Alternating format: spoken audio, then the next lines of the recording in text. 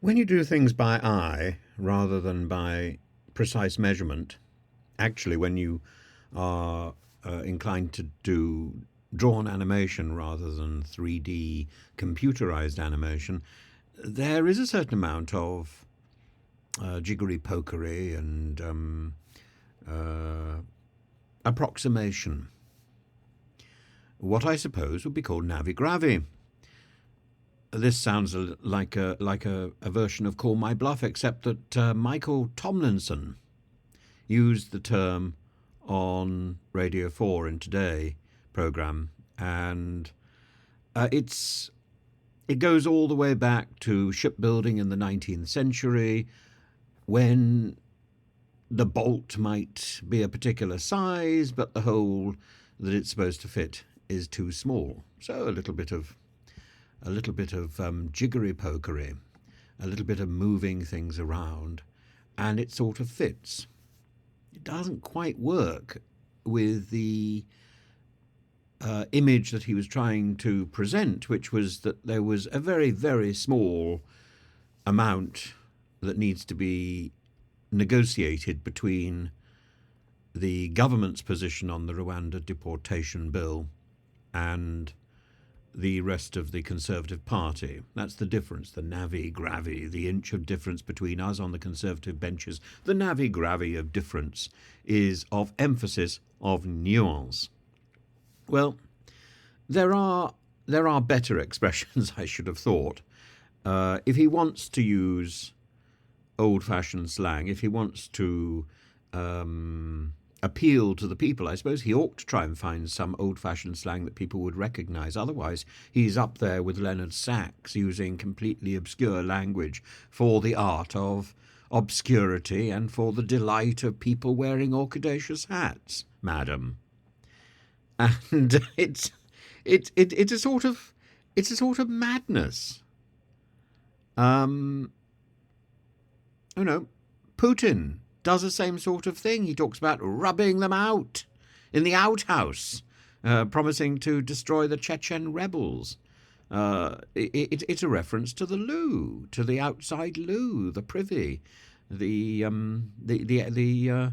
little house, and he wanted to. The Latvians would receive ears of a dead donkey,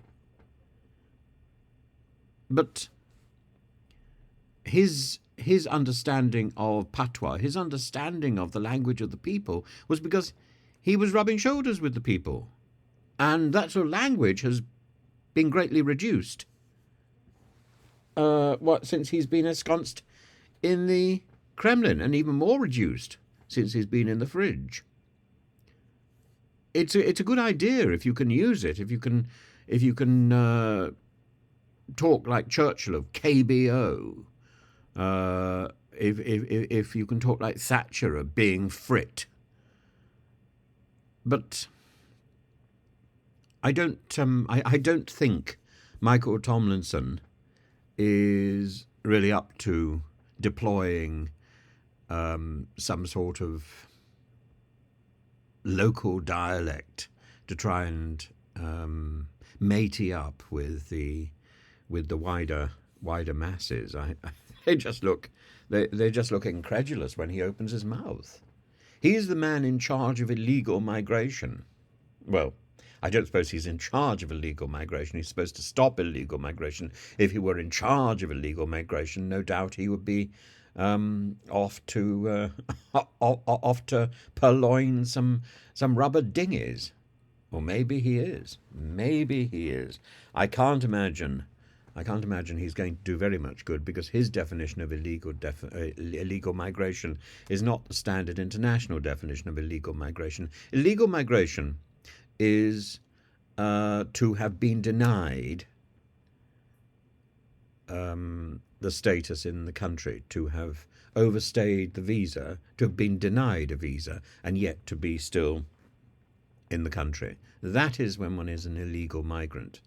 To have come to the country by an illegal route and then to have claimed asylum on coming to the country, that is not actually, under international definitions, an illegal migrant.